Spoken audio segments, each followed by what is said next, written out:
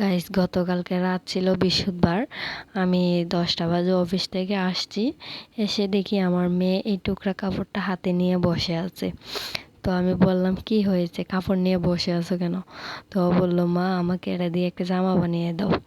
তো আমি কি করব বুঝতে পারতেছি না, আমার শরীরটাও অনেক খারাপ।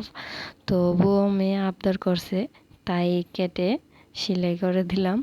ওকে সেলাই করে দেওয়ার পরে ও যে কি খুশি এই জামা নিয়ে। ও জামা এটা পরেই ঘুমিয়ে গেছে। তো আমার তো সারা রাত টেনশনে ঘুম আসতেছে না। গ্রামের বাড়িতে যাব, শ্বশুর শাশুড়ির সাথে থাকবো। এতদিন তো শহরে ছিলাম। আমার বিয়ে হয়েছে 4 বছর, এই 4 বছর শহরেই আছি আমি আর আমার হাজব্যান্ড। ইপিজিডে চাকরি করি। এখন ভাবতেছি চাকরি ছেড়ে আমার হাজব্যান্ড একটা ব্যবসা করবে, আর আমি গ্রামের বাড়িতেই থাকবো। এখন আমার অনেক টেনশন হচ্ছে, কেননা গ্রামের বাড়িতে আগে কখনো থাকি নাই। সবাই দোয়া করবেন আমার জন্য।